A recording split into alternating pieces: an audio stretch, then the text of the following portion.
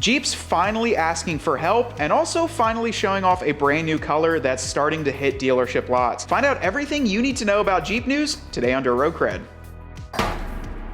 Today's Jeep news, we wanted to bring some information to you. The first part that we're going to talk about is publicly released, but the second bit is actually something we heard from a good friend, Dustin, out in Minnesota, and he gave us permission to talk about it on the channel, but it's pretty cool news about the future of a Jeep vehicle. But we'll get into that in the second part. The first thing we wanted to talk about is that maybe Jeep is, we've said they were asking for help in the title of this video. Maybe they're listening to us because they actually did some promotional material on the brand new Mojito color. It was sent to us a few times on Instagram. It was sent to us on some other platforms, but it's actually cool to see them just taking some time to post the color up. A little clicky reel on there that's like snapping their finger and it turns from Silver Zenith to Mojito. And then also just some clean photographs of the Mojito in the Gladiator. I think that is the marketing approach that they need to take going forward. Less is more, simplicity is key. Just show people the color. It's a little bit more ironic though, because they've already been sitting on dealership lots. And my point of view, we would have definitely posted this as soon as it was available to order. That way people could see what the color looks like, as it has never been on a Gladiator. A great friend of ours, Rich from New York, he actually ordered a two-door Rubicon X in Mojito, and he's about to pick it up. If you guys don't know Rich, he's back on the wall there. He brought down his AMW 505 in Mojito a few years back. He's a great friend of the channel. And I'll give a shameless plug because he actually ordered a set of our green high power floor light kit for his brand new JL. Now, if you guys want to check them out, we will leave them down below in the description. A little caveat, because we've been getting some people messaging us back and forth, emailing us, and of course, we're willing to make it right for everyone, but make sure your Jeep is equipped with the ambient floor light. A quick way to do so is just unplug your factory driver's side floor light. You just reach under there, unplug it, see if you have 3 wires. If you don't have 3 wires, you don't have the ambient lighting. So 3 wires gives you ambient lighting, 2 wires means you only have a courtesy light. And also let me know in the comments, this is something I wanted to bring up, for you sport owners or guys that only have the 2 wires, are you interested in us making a kit just that would come on with your dome light and your floor lights when the doors open or the dome light's on? Let us know in the comments because we can easily do it. I just didn't know if there was enough interest in something like that. But now let's get into the main meat of this video because it's something that's very interesting. So let's start off at the beginning. I saw this post last night from Dustin and I thought it was extremely interesting. I texted him, I messaged him and said, hey, do you mind if we use this? And he said he'd be honored, he'd be thrilled to see it on the channel. So Dustin, a huge shout out to you. What he is, so he works at a Jeep dealership and he was selected from the initial email. He said he didn't screenshot it, but it was almost like a Jeep advisory group, or you've been selected to answer these questions. Let us know what your opinion is. And I'm not sure if it's just Jeep dealership employees, people that are affiliated with the community, what it is. This is the only person I've ever seen get one of these in modern time. I know they had them in the JK and the early JL to see, hey, what would you like to improve on or what could be better? But this is kind of interesting. So Dustin gets this email, he posts up the screenshots of what questions were asked, and it was 3 different questions. So what we would like you to do, follow along with the questions here. Ryan, you'll have the screen pop up of what the questions are, and answer them down below in the comments because they are listening. So answer like the first 3 questions and we'll see what they say. And I'll give my answer, Ryan will give his opinion, but first sentence of this is about the Gladiator. All right, so cat's out of the bag, it's about the Gladiator. For the next generation Gladiator, would you prefer for the design to have, so let's break that down, next generation Gladiator, that's a pretty key word. I think they're gonna continue it. There's been speculation about the Dodge Dakota, but it kind of sounds like the Gladiator is going to return. The 2 answers, non-integrated fenders like today's Gladiator, or integrated fenders similar to early Gladiators, or no preference or either. So what they're talking about is the current Gladiator has fender flares that are just like the Jeep Wrangler. They're non-integrated with the body. An integrated fender flare would be something like a Dodge Ram or the original Gladiator, where the fender and the front bumper and all the hood are just one wide piece, almost like a Ford Bronco, but they have little fender flares on the side. So my opinion, keep it like it is. Ryan? I would do the same because you have the ability to modify them. Same platform, same front end, a lot of crossover with parts. I think if you changed it over, which Ryan, you might be able to pull over, there's a site, there's a company that actually does that original Gladiator conversion where you do the whole front clip. There's just, it's cool, it looks cool, but you're not doing any mods to it. That's kind of all you're doing. So let us know in the comments the first question there, but that's a pretty good question though to ask. So if they're really gonna redesign it, they might start from the ground up. Maybe if they get more answers that want it like the early Gladiators, maybe they'll do a different truck. Let's go on to question number 2. For the next generation Gladiator, would you prefer for the design to have styling cues from the Wrangler as it is currently, or styling cues from the original Gladiator pickups, or I would be happy with either direction? Now, what they're asking there is, I think, more of the grille. So the Gladiator currently has the same grille as the Wrangler. Basically, the whole front clip is the same. Or would you rather styling cues from the original Gladiator, which is those slats that kind of went up, which still look like a Wrangler, but you can see in the original Gladiator like more of the chrome there. I think I'd like to see it as the Wrangler. I don't think they need to change that. I think it looks good as a truck, and I would like to keep it as the Wrangler. Maybe there's something they can do in the grille a little bit, maybe add like little chrome surrounds, or I don't know, something, or maybe put Jeep in the front grille again, because the Gladiator used to come embossed with Jeep in the front, just like the JKs every other generation. But that's a lot of redesign. I liked the Gladiator for the fact that you can take the top and doors off. The problem I have with the Gladiator is when you go to do truck stuff with the Gladiator, it's a small pickup. Yeah. I've towed with one. We've done long distance towing with it. It's a small truck. It's a smaller truck, but it's highly capable off-road. Yeah. It's kind of the point of it. So let us know in the comments on that one. The most important question is this last one. This is the big one, because I think this is where they're asking for help, but then it also confirms some speculation. A lot of people speculate about different things online. This is confirmed. Like I just saw the other one, EPA is completely going away with diesel emissions. Nowhere has that been confirmed. This is like a legit. So which one of the following engine types would you be most likely to select, assuming you were replacing your current Gladiator with another Gladiator today? 3.6 liter V6 automatic transmission. 3.6 liter V6 manual transmission, which benefits over the original 3.6, is to improve off-road performance crawl ratio by 15%. So you can put it in first gear, it crawls better. That's what they're saying the manual benefit. 2.0 liter, which you have, my dad has, we're a big fan of. 2.0 liter high performance 1 4-cylinder benefits versus the original engine: 10% increase in horsepower, 20% increase in torque, 0 to 60 time is 0.5 seconds faster, and the miles per gallon is 15% better. A lot of benefits over that 2 liter. But then this is really interesting.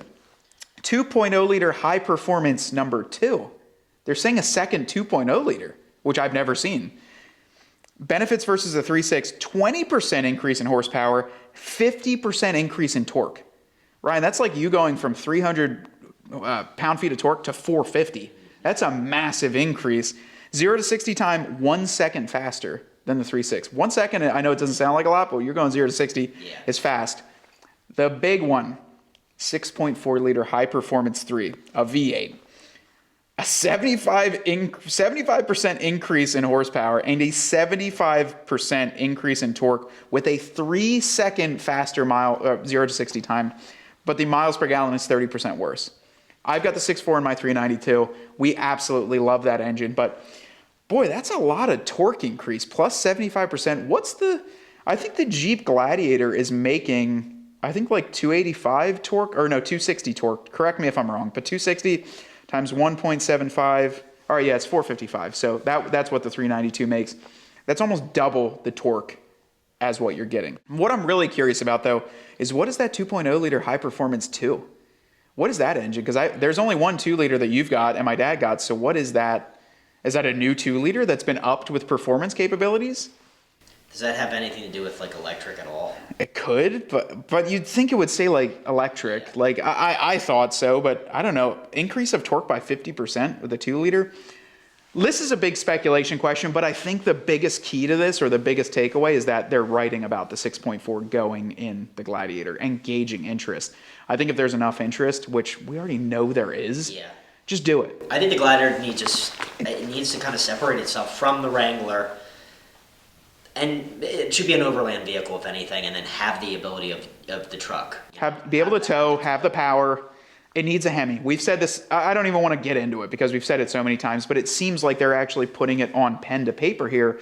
Maybe their hesitancy from doing this for so long, not only was the change in leadership, because the leadership in the past leadership group was very 4xe, very electricity is the future, it was Darwinism, he brought up a lot of stuff about it. This, to me, says we're looking for help. We need help. We want to know what your opinion is. And then also, maybe they're not as concerned as taking away Rubicon 392 sales, because we speculated off camera here that if they would do a Gladiator with a V8, it might take away from the Rubicon 392 sales, which are a very high profit margin for them. It is no rhyme or reason why those things need to be $101,000. That Rubicon 392, I mean, you're starting with a $60,000 Rubicon and adding on an upcharge of $45,000 for an engine that has been in Ram trucks, Dodge Chargers. That engine's nothing like rare or crazy. It does take a lot to put it into a Jeep, but we know that you can be done on the Wrangler. So we want to know on that answer, what would your pick be, Ryan? I mean, it's a clear winner. It's clear, yes. I mean, even Dustin already had it selected in the screenshot. Yeah. I don't think the 2-liter would do well in the Gladiator. I think the 2-liter in your Jeep and my dad's Jeep is peppy with the weight of a Wrangler. It feels like it has enough power. It's peppy. I think in a truck, having a turbocharged engine, everyone else has tried that. Like Ford does it with their EcoBoost. Chevy has the 4-cylinder turbo. It just doesn't feel like a truck engine. I think a truck needs that higher displacement. It needs a V8, and it needs that low-end torque, that grunt of a truck to be able to tow. If they're going to do it, though, heck, maybe swap the whole front clip, maybe change the whole thing and make it a true Gladiator. Either way, I want you guys to answer this down below, and then hopefully we can like send a report to Jeep and be like, hey, we submitted your survey out to our audience, and here's what they said. That would be pretty badass. To maybe we'll try and do it like as a comment below. Maybe we'll do a community post. That might be better as well, because then we can actually pull without having to like tally them all down through. But I think it'd be kind of interesting. Maybe we'll throw an Instagram poll up too, throw it on the story, and just see what you guys think. But yeah, let us know what you think. I'm curious to see what the answers are. I have an overwhelming feeling I know what they're going to be, but I could be mistaken, especially on the exterior features. Maybe some guys want it a little bit different, or a little bit its own vehicle and not just a Jeep Wrangler with a bed. So let us know down below in the comments. The one thing that we're really curious and kind of excited about is that we know on the back end, I'm sure the engineers are starting to design the next generation Wrangler and the next generation Gladiator, if they haven't already been for a few years. When you're coming up with a new vehicle, I'm sure there is so much planning, so many meetings, so many let's circle back on that come back in an email chain. It's got to be insane, right, Ryan? You know, pizza parties, like let's meet about this. But they're designing this on the back end, and they've probably got a few questions, and I think using your audience base is a fantastic way for the designers and the people that are engineering this thing to really come back to their roots and figure out what the audience wants to see. It's no surprise, and it is no shock that the Gladiator sales for probably the last year or two have really hit the tank. They have not been doing good. They're like 20% off MSRP right now. I've seen some like new Gladiators as low as like 31 grand on lots.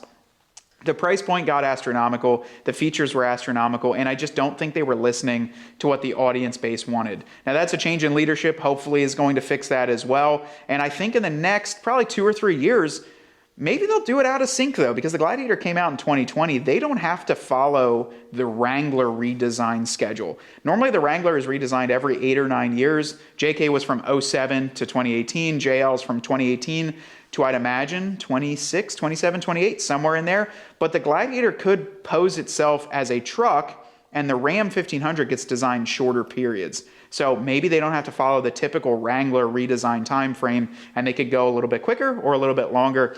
I think it's essential that they do redesign it a little bit or add some features that people want if they want the sales to survive. So they're talking about next generation Gladiator though. This could even be, maybe they're not planning on doing a next generation Gladiator until they get the results from this. So this could be a key, like, is it worth it for us to do it? It's a lot of time, it's a lot of money, it's a lot of engineering fees. Is there going to be enough sales to do it? I know when you're doing product development, that's what you got to think about. Can we sell enough of these that it's going to make it worth it, all of our time and energy? But either way though, guys, we've got a ton of fun stuff coming up on the channel. I want you guys to be locked in because we've got so much content to film in the next 5 weeks. It's insane. In the midst of all that, assembling and designing all these products too. And don't worry, we'll leave this at the end. We are coming out with a 4-door kit for our interior floor light kit. We just had to design and make some things a little bit more custom to make it work, and we want to make sure that it's perfect for all the Jeeps when we decide to launch that. But yeah, we've got a lot of cool stuff going on. You guys are wanting to stay locked in. We got some stuff going on with the 41 build. Ryan's Jeep's getting some updates, and then mine's even getting some little updates too around it. So a lot of cool stuff before Daytona, and we cannot wait to share it here on the channel. From Ryan behind the camera and me here talking to you, we want you to get out there and earn yours.